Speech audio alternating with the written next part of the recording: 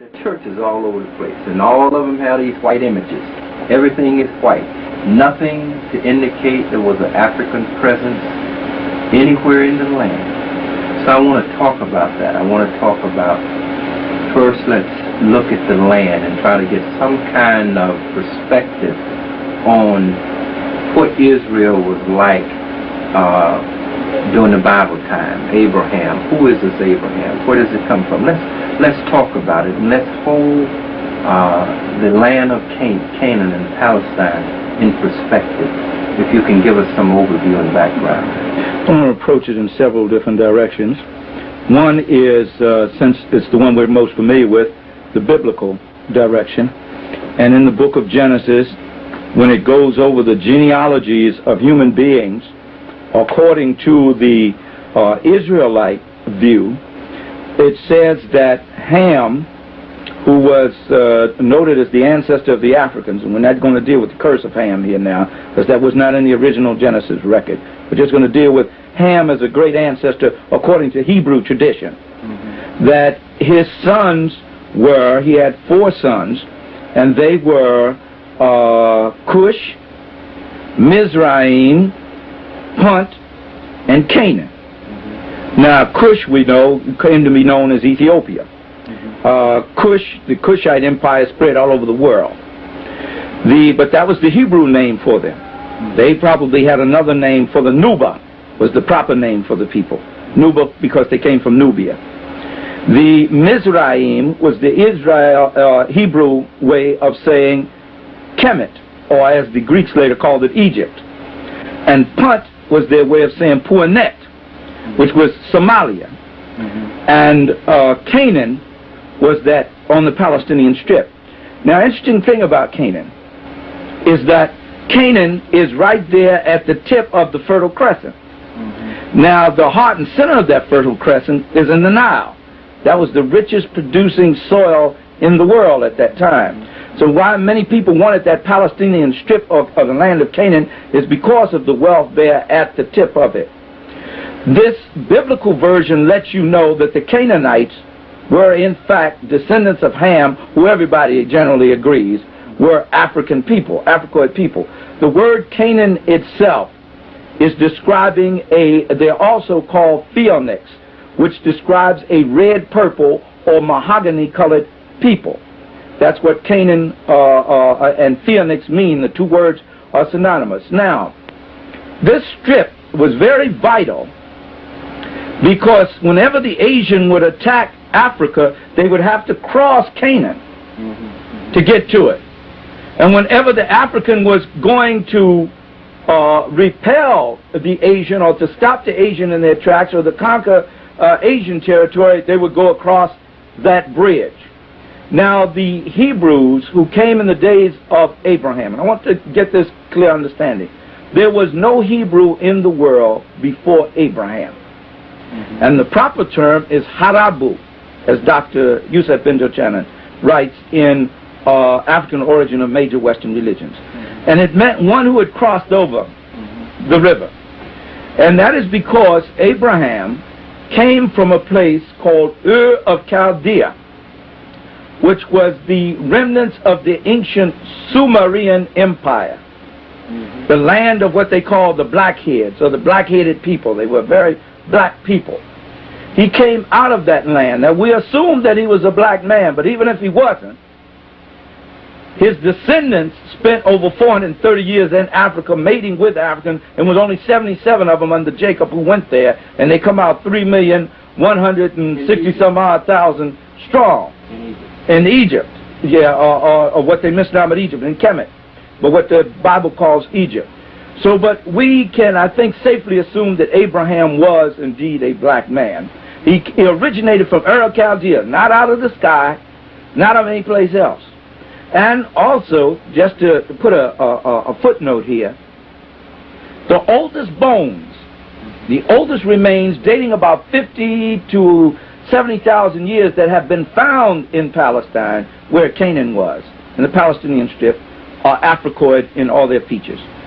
From the osteological study, it shows dolichocephalia, the long head, steatophagia, the big ample posterior, from the bones we can tell all of that. The Platyrinia, the broad nose, the thick lips, all of these are Africoid features. These are the oldest features in the land. At that time that Abraham was traveling out of Ur of Chaldea, the Europeans or even the Eurasians had not settled in any significant amount in the land. They had made incursions and attacks, but they had not settled. And one of the reasons why Abraham was leaving Ur of Chaldea was because the word was out that the Scythians were going to attack that land again, what is called Chaldea. They were going to attack that land. The Greeks called it Mesopotamia, the land between the two rivers, the Euphrates and the Tigris. Now these Scythians were Indo-Europeans who, when they went to battle, they went buck naked wearing a black cape. And the first person they felled in battle, they bit them in the neck and sucked the blood out of them to get their power and strength as a symbol of their conquest over that person. Now they had attacked Chaldea 200 years earlier, and Abraham heard the devastation that they brought. So he knew that they were coming in, so he decided to leave. Now in order for him to settle in Canaan, he had to go to the nation or the empire that had control over that land at the time, that was Kemet. So he had to go into Kemet and get permission from the officials, not the Pharaoh, because Abraham was not of a status that he could stand before the Pharaoh and speak to him. You had to be a world dignitary to do that, and he wasn't. He wasn't even a tribal leader yet. He didn't even have a good clan at present. He wasn't even a chieftain at this time. This was in the year approximately 1675 BCE. That's before the Common Era. This is the first Hebrew anywhere that gets permission from the Kemetans, and he goes and begins to settle with his family in Canaan. Now, it's doubtful that he had over, we would be generous to say he had 20 people in his family at the time. So that is the beginnings. Now, he has a son called Isaac, and Isaac has a son, and he also has a son called Ishmael. He has Isaac by Zerah, who is from Ur of Chaldea, a black woman, probably, in all probability. We know that Hagar is a black woman from out of Kemet, because Kemet was predominantly black people. There was no more than 10% or 11% white population there at any time, and that was mostly during the days of the Greeks, and this is long before the Greeks come. And he had two sons by these two women, and Isaac had Jacob. And in the days of Jacob had 12 sons who became the patriarchs of the 12, what later became the 12 tribes of Israel. These are all black people we're talking about here now. Now, Jacob is living in Palestine at a time, according to the Genesis record, of famine strikes. And so he has to go to the place that has the most abundance of food.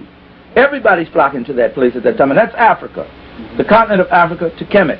So he goes to Kemet and settles there.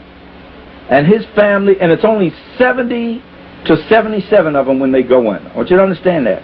It's only 70 to 77 of them. In all probability, they were black people. We have no doubt about that. But even if they weren't, when they went in only 70 to 77, and they come out, they stay there in the Nile Valley for 430 years, according to their records. Now, there's no record of them being enslaved. And had they been enslaved, had there been that many slaves there, they would have, because they came out over 3 million strong, had they been slaves, it would have been recorded, because the Kemetans recorded everything. Even if they hadn't recorded it, Persia would have recorded it, India would have recorded it, because they were recording everything in the world there. They were literate people. But they come out, the Bible says, the Exodus record says, that they come out 600,000 men, plus women and children. The average family consisted of 5 children at that time. They had a lot of children. Many of them had several wives. So we can safely estimate it's 3,100,000 and some odd thousand coming out there. They are essentially African, with an African religion, because their leader at the time is Moses. And Moses is described by Jethro's daughters as an Egyptian. They don't describe him as an Asian or anything. They describe him as an Egyptian. And the Egyptian was noted for their dark color and their Africoid features. And this is happening around 1200. This is about 400 years after Abraham has been there, almost 500 years. This is happening around 1200 BCE. And Herodotus, the Greek historian, not the father of history, one of the first Europeans to record history, but not the father of history, he says in his day, which was around 450 BCE, that the Kemetans, or the Egyptians as they called them, were jet black people, just like the Ethiopians and the Chaldeans. So they were now, 800 years later, still jet black people. So in Moses, when the Jethro's daughter see him, they described him as a black man. Also in the biblical story, it says when Moses is receiving his call at the burning bush, and he is reluctant to accept the call, then he is told to put his hand in his bosom, and when his hand comes out, it's white as snow, and it frightens him. Then when he agrees to answer the call, he's told to put his hand back in his bosom, and it's back like it was before. Now, if it was white when he pulled it out and it turned back to its original color, that should give us some indication that the man was not a white man.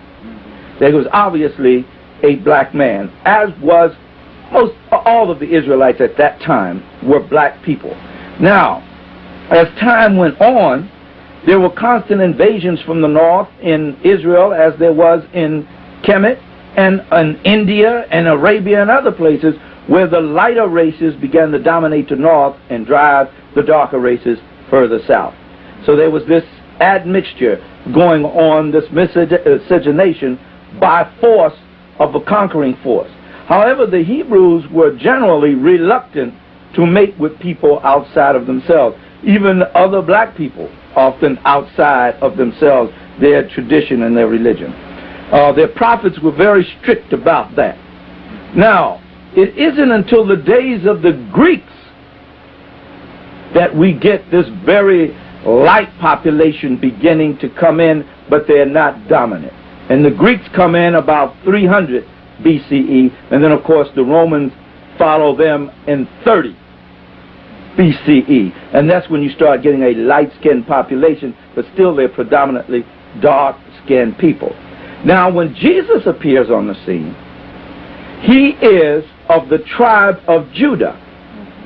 And of the 12 tribes of the children of Israel, Judah is the navy blue-black tribe. Now, how do we know that?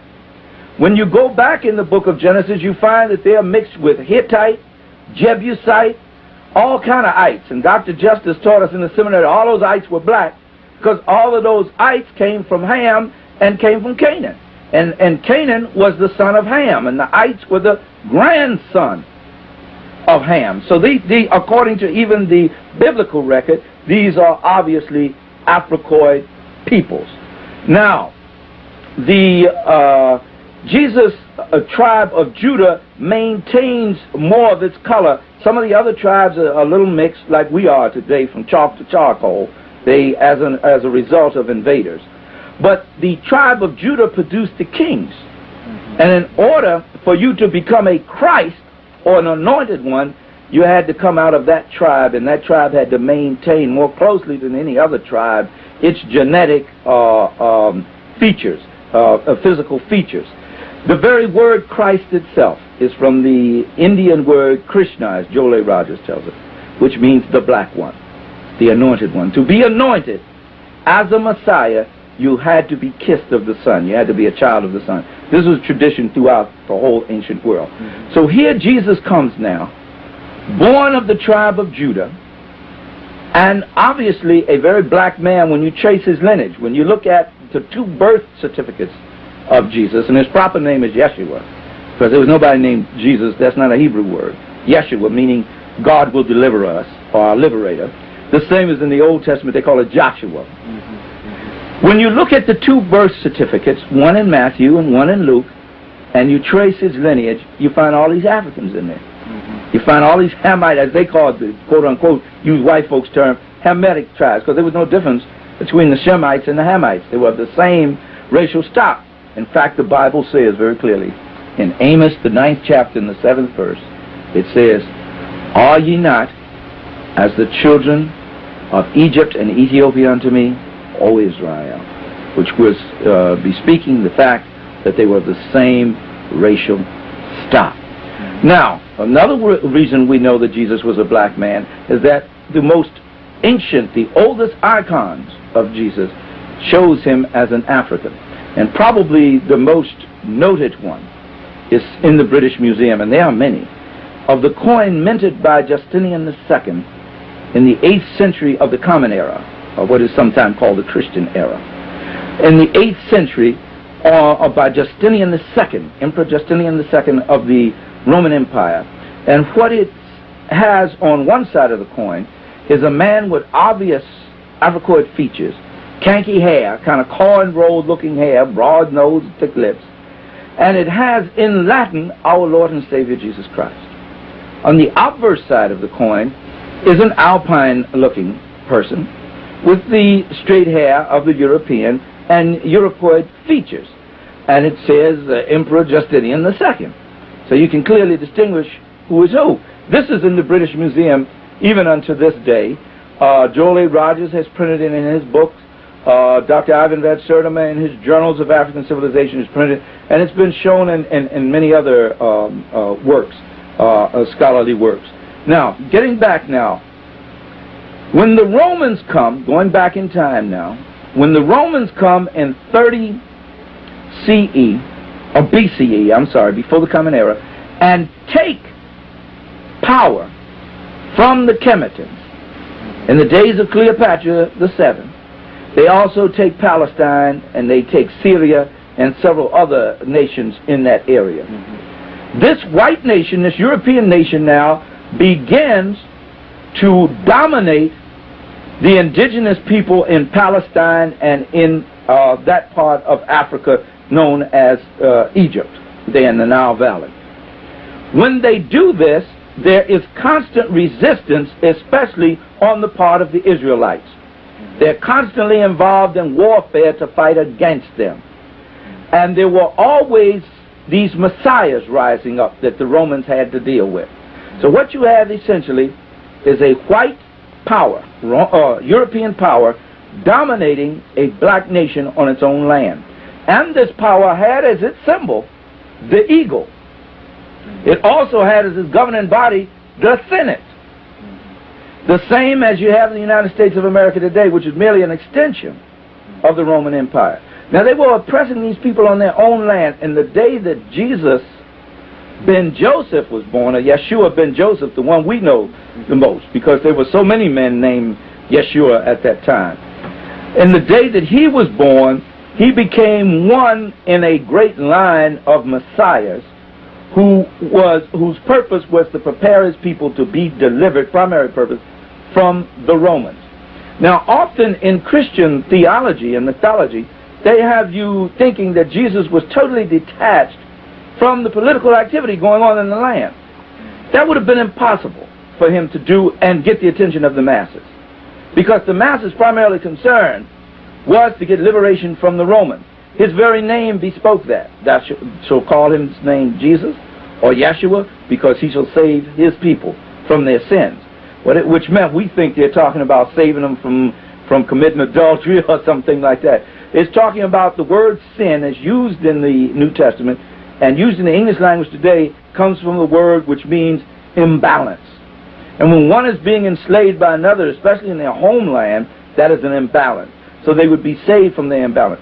That is what they were looking for. They weren't looking for any other type of deliverer, and he couldn't have gotten the masses out had he been talking about anything other than that. When the Romans crucified him, they didn't crucify him for teaching nonviolence. They did not crucify him for starting a new religion. The Romans couldn't have cared less about somebody starting a new religion, because they had so many in the empire already. It didn't make any difference. One new one didn't make another god. That's all it was. What they were concerned about was he stirred up the people. That was a charge brought against him, even in the New Testament. And what they arrested him for and what they crucified him for was daring to call himself a king, the king of Israel, which was political office. And the Romans said that the only king that could exist in Israel as long as they had power in that land, as they were dominant in that land, was someone whom they had appointed. And therefore, they crucified or assassinated him on the cross for that reason. No other reason. They didn't have anything. They didn't care about him being the Savior of the world. They never even thought about anything like that. Now, after the death of Jesus, assassination of Jesus, the movement which he helped to perpetuate, it had already been started, but he really carried it to the fore. It was called the Nazarene Party. There was no such thing as Christianity when Jesus was alive. Even in the book of Acts, it tells you they were first called Christians in Antioch. This is well after the death of Jesus. This is when the Apostle Paul and his Barnabas goes there, that they are called Christians. Now, it was called the Nazarene Party. And one of the main contingents of that party was the Zealot contingent. They were the fighters, the soldiers who fought against the Romans and led all kind of insurrections against them. And he had several of them among his disciples. So what he was trying to develop was what we would call today a black united front. Because we find in the Nazarene Party, if you read your New Testament very carefully, you'll find in the Nazarene Party that you had members from the Pharisee Party, from the Sadducee Party, from the Zealot Party, and from the Essenes. He was covering all bases. So he had a united front there. Now, after his death, for a while it brought confusion. And then Peter and James and John took over the leadership and stirred up the masses once again. Then they were in turn killed. They say Peter was crucified upside down, and others were, most of the apostles met with some type of martyrdom. Well, after this now, the struggle goes on for independence of Israel. There's another person comes along whom they would call in the Latin language Jesus, another Yeshua, and this is Yeshua ben, let me make sure I got him right. Is this Ben Elia ben Kakba? Yeshua ben Kakba is the next one to come along and to lead a revolution as a Messiah. See, we think there was only one man named Jesus or Yeshua. But in Jesus' day himself, when he was a little boy at 12 years old, there was Yeshua, or as we would say, Jesus ben Judah, who had led a revolution and was crucified. And when Jesus was 12 years old, to get home in Nazareth, he had to walk up a road through several thousand crosses of Israelites hanging on the cross, and at the head of it was one whom you would call in today's language Jesus, son of Judah.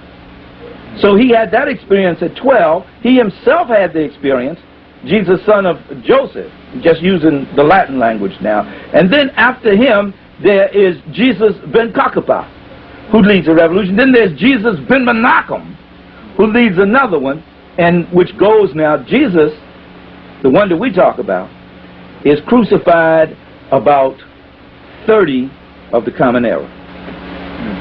They assassinate him. The movement is still going on and continues to build. The Nazarene Party continues to build. And I tell you what, you can get good information on that. Dr. Hugh J. Schoenfield. He's a Jewish writer. He does a very good job on it.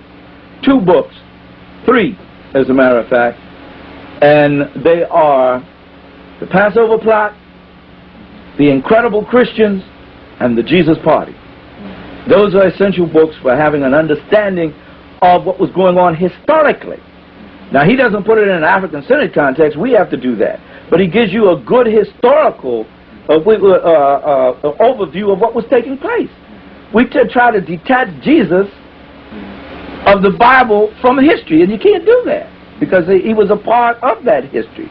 The same as that people would come along later and try to detach Dr. King from the history and the movement that was going on in our time, or carrying on our time, or to separate Malcolm, to just take his philosophy and separate him from the actual movement that was going on. You couldn't do that logically.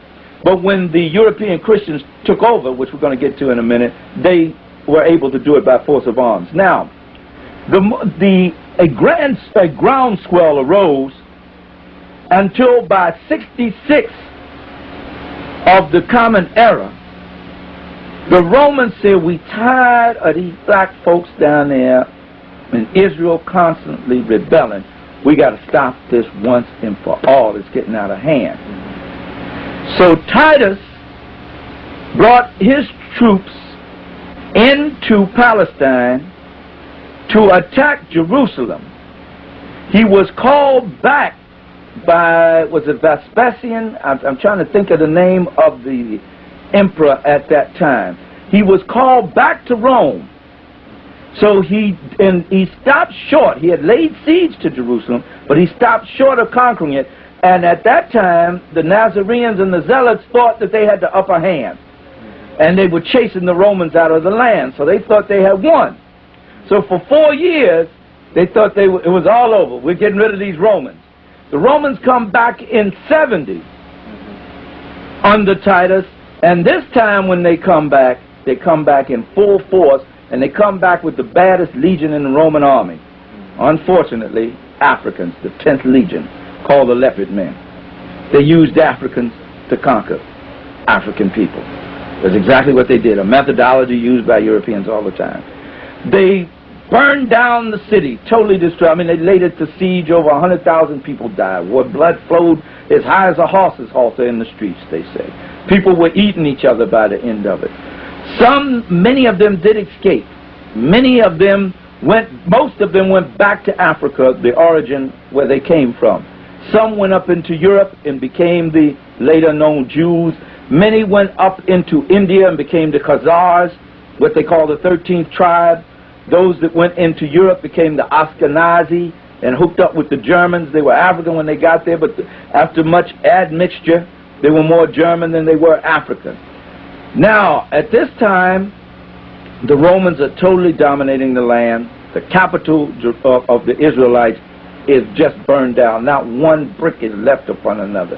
It's burn it down to the ground. That's all there is to it. It is not even considered the Holy Land at that time. Those Hebrews that are of the diaspora, they look to it. They look to their homeland. There, especially the ones who are in Egypt. And that's where a lot of your gospel writing goes on then. Those who settled in Egypt. At this time, there's still no Christian movement. You still have Nazarenes continue to fight even up until 135 of this era. And the Romans only finally stopped this movement almost totally at Masada. In 135, yes. At the fort built by Herod. After that, Palestine is nothing in the eyes of the world.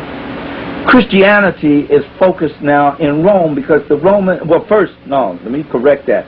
It is at this time focused in Africa, where the original Christian churches developed. In Carthage, which they call Carthage, and in Alexandria, and then down in Ethiopia. That is where your Christian powers and your church fathers and your saints at that time are Tertullian, who brought made the Latin language the language of the church, Latin language which actually was mostly Punic at that time, an African language, which Hannibal the Great spoke. And after him came Augustine. Origen came after him, Cipriani, Augustine, Perpetua. All of these were Africans who were the bishops of the church. Now, you had some churches in Rome, and the Romans were here and there, but the strength of the church, the African church, still maintaining its African consciousness and culture, is in Africa. Not having the political force it had as the Nazarene party, because it had to start playing a lot of that down to keep those Romans from beating up on them. But they are strong. They're going strong until the Romans decide that it is just too costly to keep taking them to the Colosseum and feeding them to lions and to keep killing them. There's only one way to deal with this thing. And this happens now in about 311 of the Common Era. Constantine the Great, they call him. His mother, I'm trying to think of his mother's name. It's not Monica. I'm trying to think of his mother's name. It doesn't come to me. Is converted to Christianity. And she says, you got to stop killing these people. You got to stop killing. By this time, it has been Europeanized and everything. It's using a lot of its Africanness and its original meaning. It continued to be a strong force against invaders of Africa for a good while. Even after the Romans took it over, it was a strong force against invading Arabized Muslims for a long time, as Dr. Chancellor Williams points out in The Destruction of Black Civilization. Now, but I'm running a little ahead of myself here. Well, Constantine then becomes converted, and he says this. He says, I want all of you bishops of these various churches to meet with me at the Council of Nicaea, which is now in Turkey, in the year 325 of the Common Era. Because at that time, Christians were going into the arenas, the very arenas that the Roman, Imperial Rome had used to feed them to the lions and to crucify them and burn them at the stake, and they were going in slaying each other over which gospel was the right gospel and which gospel wasn't, and which form of Christianity was the right one and which was. I mean, there was a lot of splinter groups going on, and they were fighting each other. Constantine said, we have to have one codified system of belief. So he called these bishops together, African bishops included. It was at this time that the African church lost control. The African bishops who went to the Council of Nicaea, at the head of that group was Arius. And at the Council of Nicaea, the European bishops, 310 of them, said, this is what we're going to believe, and this is what we believe, that Jesus was born of a woman without the aid of a man. Now that was not even imagined before this time. That he is not only the Son of God, but he is one and the same essence with God, therefore is God. He did not have a wife and children, which was utterly insane. Because every record, every other gospel said that he had wife and children. Some said he may have had 2 wives. Because you have 4 gospels in the New Testament now, but you had at least 70 in circulation at that time. Gospel meaning good news, and was another term for biography on the life of Jesus, is what it was. Now, they took the 4 gospels they could best edit and bend to the system of belief and doctrines they wanted Christianity, Eurocentric, let me be very clear on that, Christianity to adapt. Arius and the African bishops from Carthage and from Alexandria and from Ethiopia, they stood there and said, no, this is not true, what you're saying. And the European bishops said it's true if we want it to be true, and we have the army of Constantine to back it up. And if you don't agree with it, get out. So they ran Arius and the Africans out of the council. They had to go up in the mountains to find refuge to keep from being killed. And they led their struggle from there, which somehow spread up into Germany. Arianism went all the way up into Germany somehow, and was a constant struggle with European Christianity.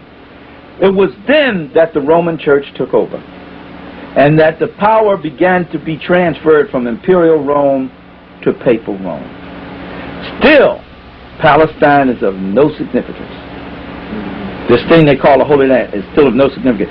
It's concentrated, the church was concentrated in Africa, now it's being concentrated in Rome. A political movement started by an African in Palestine is now taken over, and its headquarters is in Rome. Where was the headquarters in Africa? It was in Jerusalem. Oh, and in Africa, it was in Alexandria. The church at Alexandria, and I'm trying to think of the one in Ethiopia, the oldest one there, the Coptic church, and I cannot think of the city. Aksum, that's right. The city was Aksum, the oldest there, and Carthage, what they call Carthage. Those were the centers of Christianity at that time. Because Jerusalem was gone, man. So this was the center. When the Romans took it over, the African church almost essentially kind of cut itself off. And it didn't even look to Rome anymore until they were attacked by the Arabs. That's when they asked the Romans to come help them. Now, it continues to grow in Rome, but it doesn't have the power and force in Europe it wants to, because the rest of the tribes in Europe, because at that time there was no England, there was no France, there was no Germany, there was Gauls, Britons, they were tribes. They didn't have any nations then, and they had been controlled by the Roman Empire for a long time. In fact, one of the greatest emperors who brought peace to the wild Britons for over a century was Septimius Severus in 198 CE. And he died, as a matter of fact, in Britain from the cold up there. He was an African emperor of Rome who refused to eat Roman food. He had his food imported from Africa because he had to have the spice of it. And he spoke Latin with an African accent. And he was African in culture. And went back to Kemet into Egypt to visit there so he could learn about his ancestors, and had the bones of Rome's worst enemy dug up and buried in a marble and gold sepulcher in the center of Rome itself, the bones of Hannibal, of Carthage. This is the audacity this black man had. But he was such a great general. He controlled the army, and whoever controlled the army in Rome at that time was the emperor. Well, he died about 211, I believe. And then now we get back to Constantine, which is 325. We come back up to that. After Constantine, several other emperors come along. The empire had fallen apart. You had the Eastern, the Byzantine Empire in the east, and you had the Western Roman Empire, which was much of nothing. It was in the year 538 CE that the Roman army, directed by the Pope of Rome, now not by the emperor, the Western Roman army directed by the Pope of Rome, finally felled the last Arian resistance in Europe. And that was when they took the power from Clovis, who was a Gaul, and that made the Roman Catholic Church the dominant power in all of Europe at that time. Now, mind you, this church, which was supposed to be walking in the shoes of the fishermen, did not come into power with prayer. The Holy Ghost didn't bring it into power. It came into power with the sword. When Constantine said to them, whatever you decide, I'm going back to 325 now, I know I keep jumping back and forth. He said, whatever you decide, that will be the doctrine of Christianity. And I will back it up with the army. So, consequently, what we believe about Christianity today was not brought about by Jesus, was not brought about by the apostles, was not brought about by God. It was brought about by the army of Constantine and perpetuated by the Roman armies in support of the Pope once he took power completely. Now, a new power came on the scene that had to be reckoned with. A new star arose in the east. A black man with frizzly hair, jet black man, as Joel A. Rogers tells us, born to the Quraysh tribe in Arabia, became a prophet of a new religion called Islam. And one of the main people in Islam, as the prophet Muhammad ibn Abdullah said, whose father was al-Matalib, his grandfather, a jet black man. The third part of Islam was Bilal ibn Hazrat ibn Rahab was his name, Bilal, who was a servant at first to the Prophet Muhammad and then became an equal partner. It was Bilal who developed most of, and a lot of Muslims don't like to admit this, the theology of Islam, the theology of paradise. You get the 70 black virgins if you die in jihad. If you're brave, you go straight to paradise. You get 70 black virgins, perfumed virgins, who are all yours.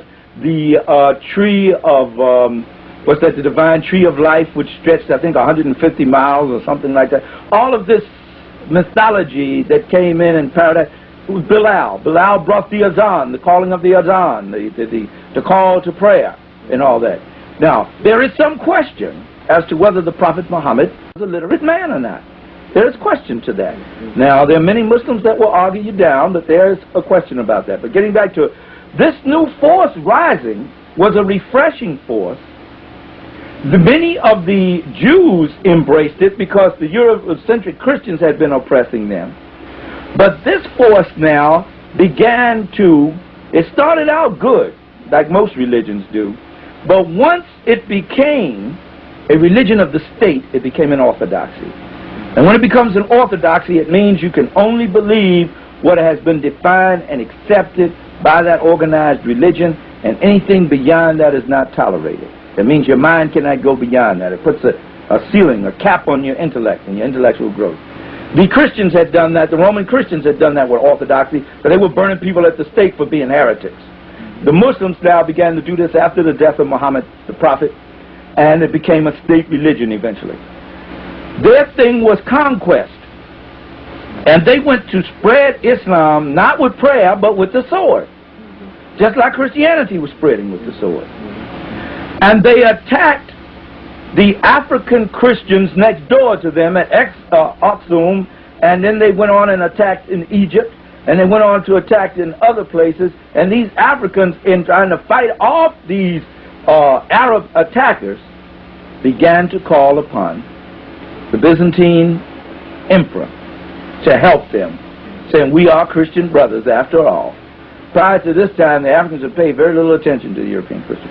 They said, we need your armies to help us, so let's fight these off. This struggle goes on for several centuries. It is in 1096 that Pope Urban I of the Roman Catholic Church is invited by the Byzantine emperor to come help them fight the Muslims, because the Muslims is kicking everybody's butt. Everybody took Persia, they're taking Constantinople, and they're just taking everything in their path. I mean, they were throwing down. They were warriors, and they were driven by the fanaticism of their belief. You know, you tell a man that if he dies in battle, and that every battle is a jihad and a holy war, if he dies, he's going to get 70 jet black versions. He gonna fight hard. So this is a very difficult thing to combat. I mean, the psychology like this. So they psyched up, man, when they go into battle. When they go into battle, Allahu Akbar, man, that was a hard thing to reckon with. Plus, the Christians were not as skilled as them. The Muslims were more agile. Their horses were faster. The Christians had these knights with all this heavy armor on, and they were crude fighters. Well, they were getting their butts kicked, and they called on the Western Roman Christian Empire. And they called on them to come for help. And that's when Pope Urban I, in 1096 of the Common Era, went throughout the land preaching crusade. And the purpose for the crusade, because they couldn't get them when they first sent the letters and asked them, they wouldn't go. And so the Byzantine emperor said, but there's a lot of money in it. If you come here and help us, you can open up the trade door with India, Persia, and China and the East. You don't have that trade now. And you're all over there dying from all kind of sickness and diseases, and all the medicines you have are over here in the East. Y'all need, your food is spoiling, all the things you need to preserve your food and to give spice to your food, so you're eating maggots every day. They were. The meat was going bad, and they were eating maggots and worms every day. Said, all you need to stop that is right here in the East. And we've been controlling it, but we're going to let you have some if you come in here and help us get these Muslims off our back. So Pope Urban went throughout the land preaching crusade. That was the first crusade in 1096. And that was the beginning of going to Palestine, because the Muslims controlled Palestine at that time. And they built the mosque to Abraham and things to Hagar and all that stuff there, and to Ishmael. Then the European Christians come in and decide that they are going to make this a holy land for them, and they start building their little churches at what they say is where Jesus was born. Now listen to this. This is in 1096. Jesus is born somewhere between, who knows, 4 to 10 BCE. It's about 6 to 10 years off. We don't know exactly when it was. So this is what? Over 1,000 years later, almost 1,100 years later, that they are now going to a place they have not been for millennia and start picking out landmarks and calling them and saying, this is where Jesus did this, we're going to build a church here, and he did this here, we're going to build a church there, this is where Abraham was, we're going to build a church here. This was also at the same time that they began to sell splinters from the cross that Jesus was crucified on. They sold so many splinters from the cross that they said Jesus was crucified on, it could have sunk 10 ships. That's how many splinters they sold. They even went so far as they were selling hair from the head of Peter. They were selling nipples from the bottle that Jesus was suckled on. Nobody suckled a child with a bottle in those days. Not in Israel. They suckled from the breast of the woman. They sold so many foreskins from the head of his penis that was supposed to have been found there at the Temple of Jerusalem. There was no Temple of Jerusalem. It happened. The Romans had rebuilt the city and called it Capitolina something. I forget now. Anatolia Capitolina, I believe it was called. Anatole Capitolina. And it was nowhere like what it had been before. It is not the same Jerusalem. It had been totally destroyed. You couldn't find that stuff there. They didn't have the sophisticated archaeologists you have today who could go excavating that stuff. They didn't have that. They didn't have that kind of knowledge. So they just went there and picked them out some places and began what they figured was a general place where he had been. And they started building churches there. And they picked those places that the Muslims had been building their mosques because they were trying to take that power from them. Keep in mind, they used the religion as a force to motivate the people, but the objective was economic and for political control. And that's how all this thing about the Holy Land and all this imagery of white people, Eurocentric imagery, you will find when you go there today in these various churches in Bethlehem and in different places there. However, at the very same time, the most sacred icons in all of Christendom, and particularly in Europe, was of the Black Madonna and Child, and can be found in churches all over Europe even unto this day. The head of Christendom, of Roman Catholic Christendom, the Pope himself, John Paul II, when he goes to bed at night, prays to the image of a black woman and child, whom they call Mary and Jesus, Black Madonna and Child, and when he wakes up in the morning, the first thing he does is pray to this image of this black woman and child.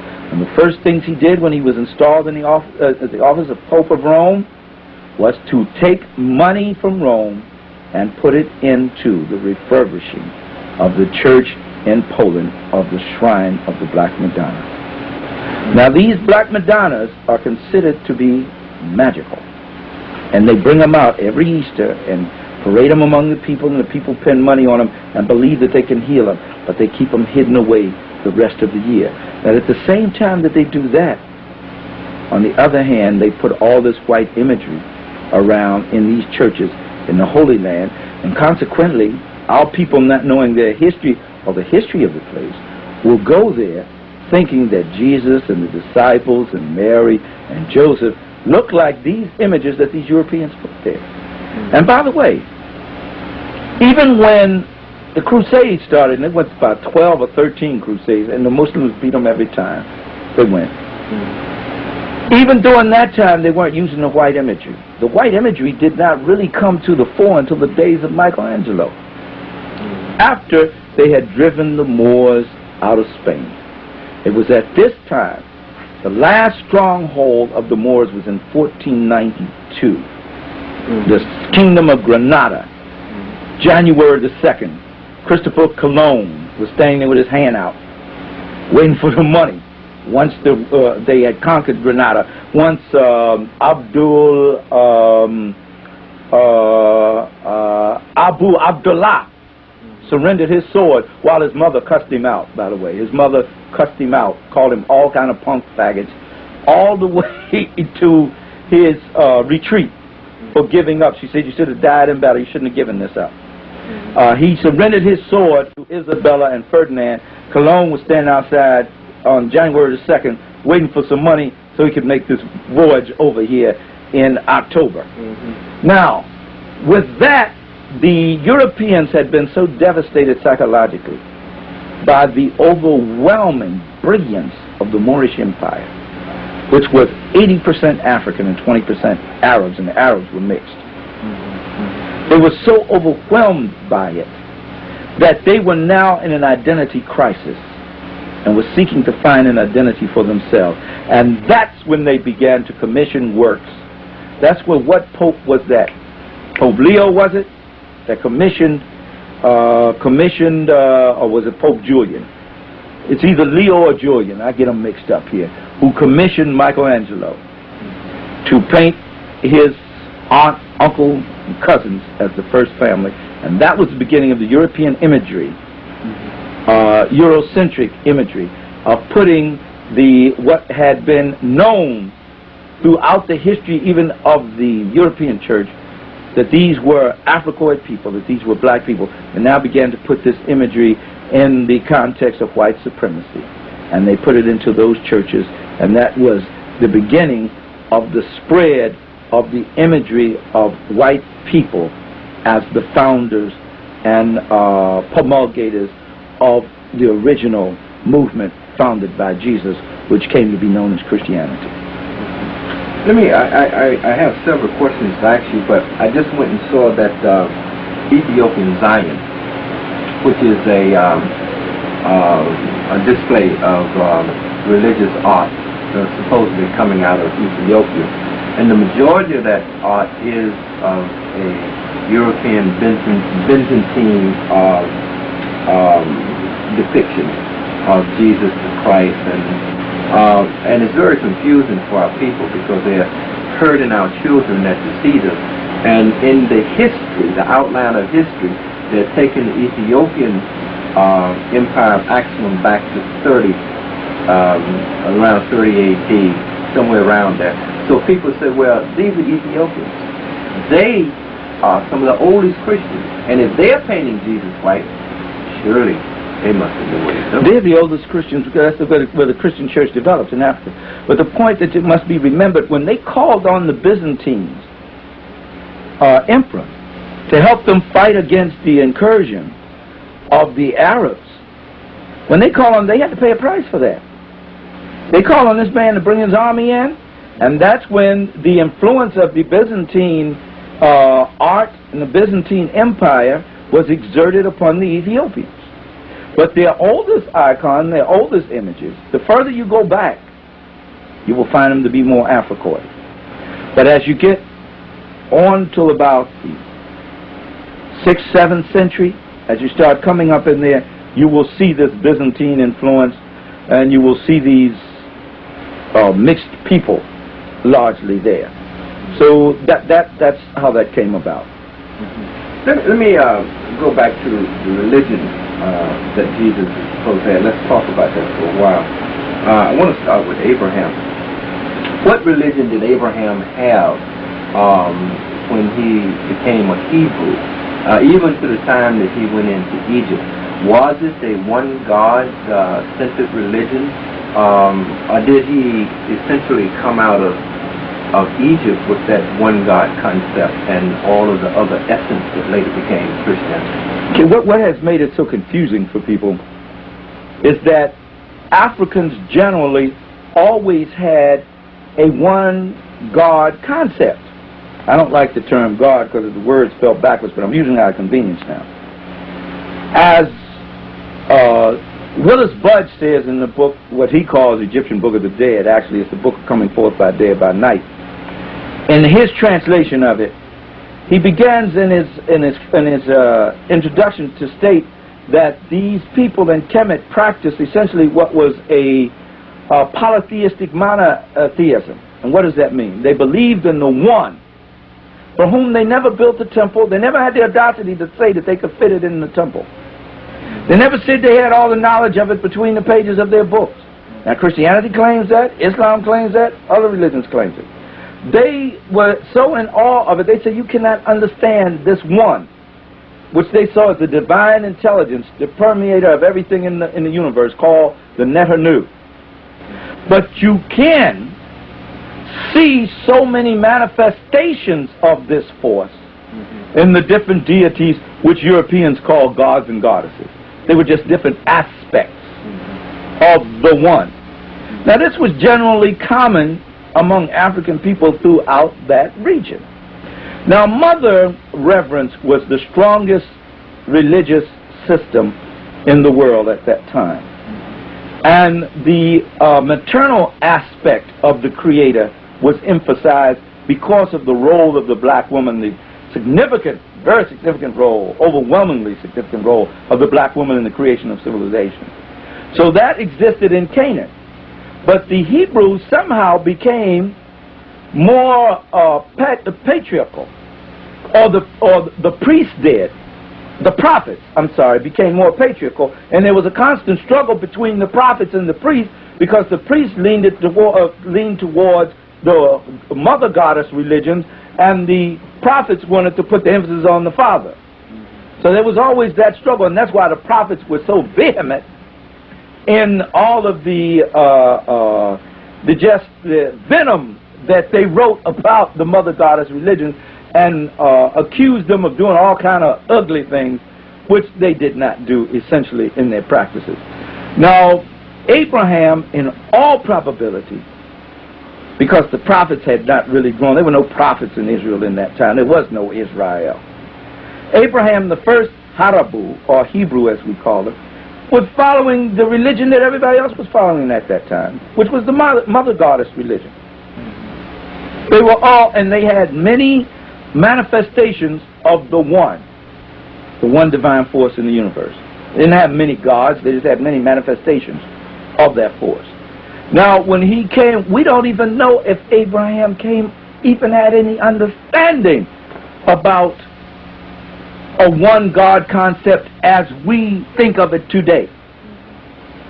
They say he had that understanding, but that understanding was only made clear in the days of Moses.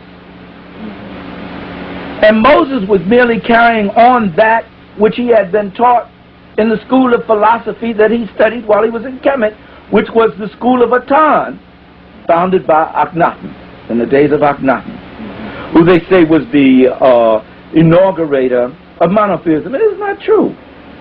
He just had another name that he gave to the sun.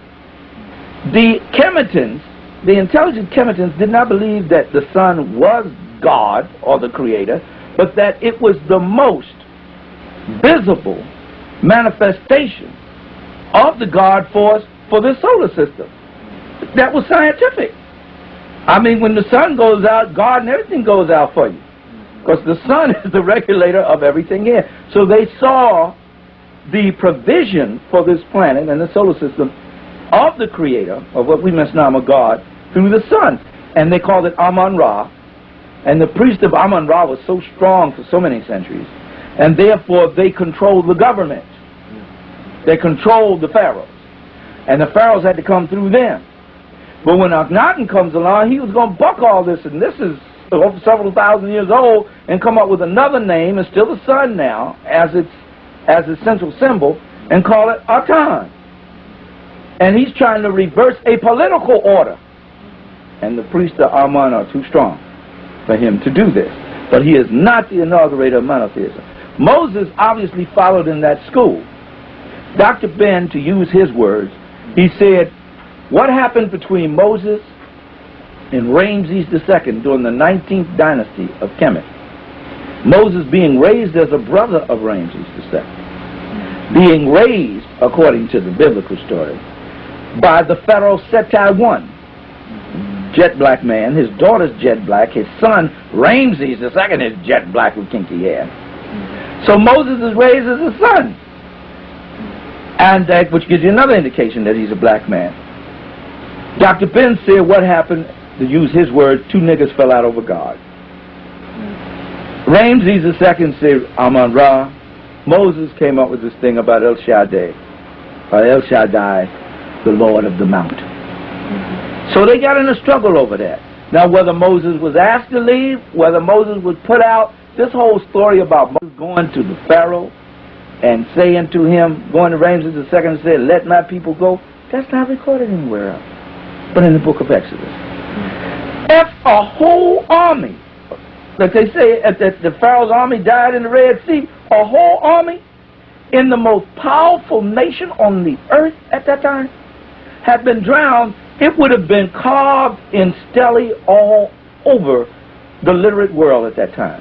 Persia was literate, India was literate, Babylon was literate.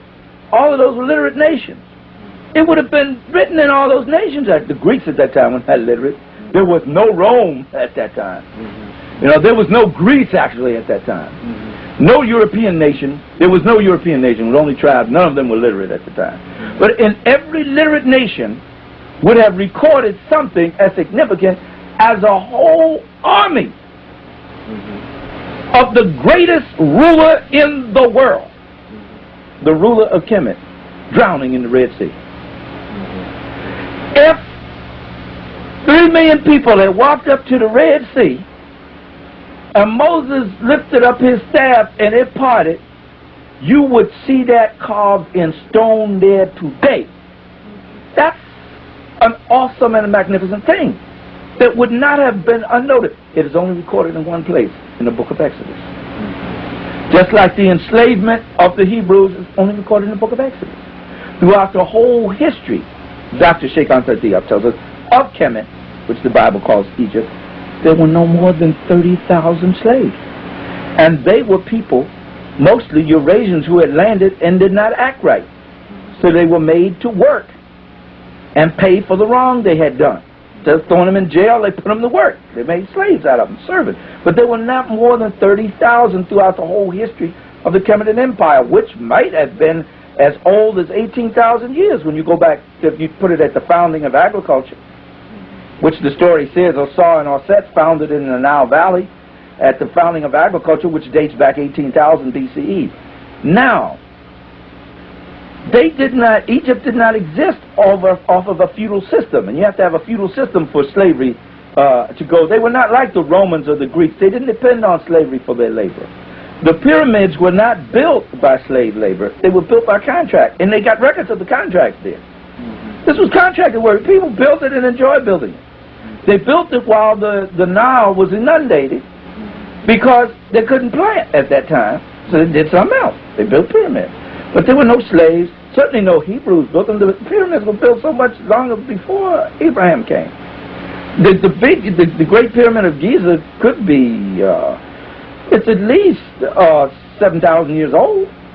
By the time Abraham got there, it was about 4,000 years old. So it wasn't but a few people with him, so they couldn't have built it when Moses' people come on the scene. There, it's about 1,200 years, so they didn't build anything there. They were not enslaved there. Now, it could have been possible that this in the book of Exodus gives us a key, said we have to do something about their birth rate because they may join our enemy when they come. Because the Hebrews, even though they were Africans, were known to be wishy-washy. They were with the Africans if the African was in power, but if the Asian came in, they joined the Asian. So they would go betwixt and between. They were not black people you could depend on. They only went for themselves, and they were very small people. But this is before they become a nation now. They're down there. They're not even a nation. They're still loosely scattered tribes of descendants of 12 sons of Jacob. And then Moses, for whatever reason, leads them out of there. They're going into Palestine. They get into Palestine. Moses dies. Joshua commits genocide against the people at the city of Jericho. That's genocide. They take land from another black people, the Canaanites. They take it. They take it in the name of their God. Say, God sent me to take this land from you. That's genocide. That's an act of genocide. There's no way you can justify it whatsoever. They say, well, we took it because you're heathen. The Hebrews bowed down to other gods. Even Abraham, when he wanted Sarah to get pregnant, she didn't get pregnant. he went and got him a teraphim and put it under his pillow, as a symbol to the great goddess of the universe to make his wife pregnant. So he was still into that. Moses, when the children of Israel were in the desert and were bitten by the serpents, he didn't tell them to go pray to God. He put a brazen serpent, if you remember the story, up on a pole and told them, everybody that looks up to this will be healed. That's a form of idolatry. That's a form of imagery. So now when the Hebrews accused everybody else of being heathens, they were doing the same practices. They did it throughout Israel. They were not as significant as a nation in the days of Moses, even in the days of Joshua. They spilled, after Joshua took them into the land of Canaan, they spent another 200 to 400 years, we're not sure on what the period is, probably 200 years, with intertribal battles. You read the book of Judges. And they're constantly killing one another. When one of the other surrounding Canaanite nations doesn't come in, the Jebusites and Amalekites, and subdue them, and they constantly have to get liberators to get them from up under them. They do not become a nation until about 1000. This is over 200 years after Moses leads them out. To about 1000 BCE. In the days of King Saul, they get a king, but they're not an actual nation. It is in the days of David that they begin to take some form of nationhood.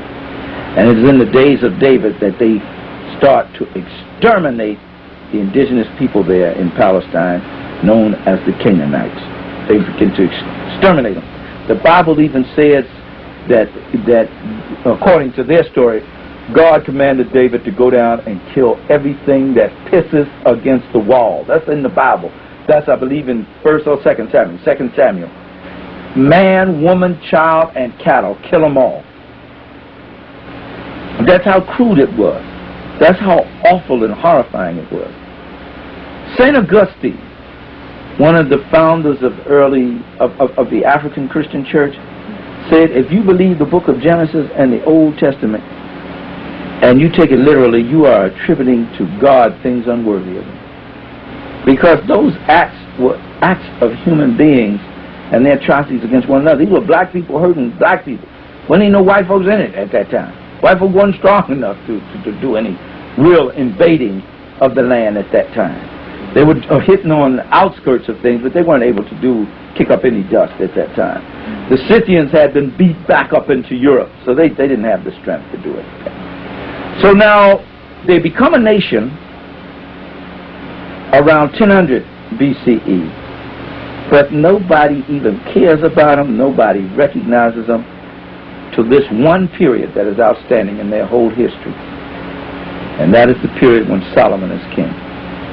And Dr. Sheikh Anta Diop said it, and that is the only time that Israel is recognized in world history. And the reason why Solomon, who was about 960, he comes on the throne, and he reigns according to Kings, the book of Kings, he reigns for 40 years.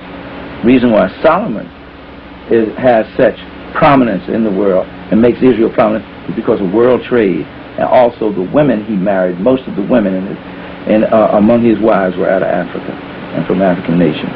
Well, let's talk about Solomon in terms of, was he an African? What at that time? He, in all probability, was an African because the Hebrews were Africoids. They were dark-skinned people. They were black people. Let's face it. They were Kemetans and Cushites. They were all mixed up. And then they were mixed up with Canaanites. So they were black people. There had been no significant incursion of white people in the land at that time. So they weren't mixed like that. They were very much maintained their color, their original color, which was a mahogany color. They were very dark people. Solomon was a dark man. The women, most of the women he married were dark-skinned women from dark lands. And the women came from places that possessed a lot more knowledge than Israel did. Israel was not a literate nation. They were not a scientific culture. All these sciences were brought from other lands. And when he brought these women in from these high culture lands, then they imparted to him knowledge, which made him appear so wise. But the story about Makeda, the queen of Sheba, going to see Solomon because he was wise is the way the Hebrews wrote it. Dr. Ben corrects that for us and tells us that she was going to check on one of her tributaries because Israel had to pay tribute to Cush, because Cush was mighty at that time in the land. So that's what she was going. Now, while they were there, it's possible they had a love affair. It's possible they hooked up and had what they call Menelik the First born out of it. But she was by no means subordinate to Solomon. And if anybody was awed and mesmerized by somebody's wisdom, it was probably Solomon being mesmerized by the wisdom of Makeda, because she came from the land where the women were renowned for their clairvoyance and their insight. In fact, most of the pharaohs, all of the strong pharaohs in Kemet, always made sure that their principal wives were from the south, from down below the first cataract, down in Cush in Nubia, because those were the most insightful, clairvoyant women, the women of great wisdom. And so Makeda, she was a queen, a Kadaki, a queen in Sheba. So I mean, that is one of the oldest empires in the world, the Kushite Empire, or the Nubian Empire should be called. She was a queen there, so she had a lot more knowledge than Solomon. It was the priest out of Africa who went to Mount Carmel and set up the temple there. Solomon's temple was an extension of the mystery school out of Waret, or what the Greeks called Luxor. It was an extension of the school. It wasn't Solomon who originally, and that's one of the things that made him famous. It was the first time that anything like that had been set up in all Israel. And it was then that writings began to come into the land from other lands, because they were not producing any writing themselves. People think that at the time that when they write in the Bible about what David did and what Solomon did, that there were people writing it at the time it took place. No, this was written hundreds of years after the fact. And as a historical reality, there wasn't any significant writing on the part of the nation of Israel until after they were taken captive by the Babylonians under Nebuchadnezzar in the year 587 BCE. And that's when the priests decided they had better come up with a literary work, because they didn't have any jobs anymore. Because there was no temple for them to start. Jerusalem was destroyed that time by Nebuchadnezzar, and it took several centuries for it to be built up. All the priests of Israel knew how to do was to make sacrifice and to do the incantations.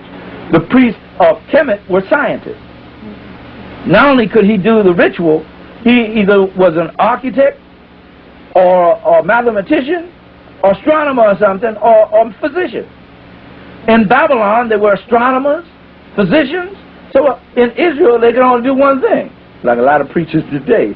That's all they could do, was do the incantation and make the sacrifice. But they could not do anything other than that. So when the temple was destroyed by Nebuchadnezzar in 587 BCE, they didn't have no jobs. And here they were in Babylon in captivity, and so they had to come up with a way to keep the people coming, because the people now were going to the Babylonian priests because they had more to offer. So that's when they began to write a history of Israel in a religious context. And that's when the story in the book of Genesis, the stories in the book of Genesis about the creation of the world began to be written. And it took, after they began to write it, took some 1,500 years before they finally completed it to the form that we know it today. They started in 587. It wasn't until before the Common Era. It was in 90 CE that the Hebrews decided, that the Jews decided at the Council of Jamnia, 20 years after the destruction of their capital, that they were going to now codify the Old Testament and set the canon for it, the books that would go in it. That's when it was decided.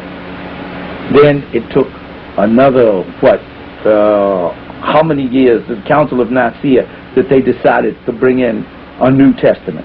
There was no New Testament when Jesus was alive. There was no New Testament when the apostles were alive. In their letters to each other, they had no idea that people were going to look at them as sacred scripture. That was just like you and me. You and I writing a letter to each other. We had no idea that some people were going to come along later and say, this is the Word of God. You know, that wasn't even thought about. This was later that the Europeans decided that the Old Testament of the Hebrews was not enough for them. They needed something else. And that's when they began to develop a New Testament or Christian literature, and they incorporated the Old Testament into it. And that was not finalized until, good Lord, about, I'd say about 1400 of this era. And of course, in the days of King James in 1611 of this era is when they put the cap on it, when they were making the translation into the Anglo-Saxon tongue. So what we're looking at here, that is being projected to us as coming from God out of heaven and descending on the earth, as being sacred and divine, is the creation of human beings, mostly European human beings, cast in their image, so that we can always think of them as sacred and divine. So that deep in our psyche somewhere we will always think of the white man as God. As one tape, well, who was that scholar speaking, the historian, on the tape by Gorey Island, when he talked about the fact that the white man made us call him master. And master is the term you use for your creator. Therefore, in calling him master, you're calling him God.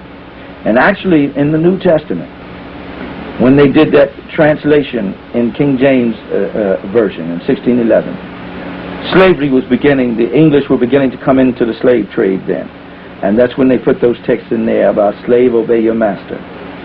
Obey your master as unto God, pleasing him in all things, no matter what he asks you to do. And even if you can get freedom, don't seek after it, because free or bondman, we are all slaves in Christ. They put all those kind of texts in there at that time. It is doubtful that the Apostle Paul wrote those things in his letters, and if he did write them, no wonder he was hated by the Hebrews. Because he certainly wouldn't have been accepted by them if he was telling them to slavery of the Romans, and even if you can be free. In fact, he took, according to one letter of Philemon, he sends a slave back to his master after he escapes. So Paul, if he did in fact write those things, could not have been a friend of mine, or been a friend of Jesus even. And we must keep in mind that Paul never met Jesus. Paul never walked with Jesus. He never heard Jesus. And he was in the desert for 3 years in the Arabian desert, and he came back with a revelation of his own, which the apostles were not in agreement with. So that even today there's a saying, robbing Peter to pay Paul. And that's where that came from.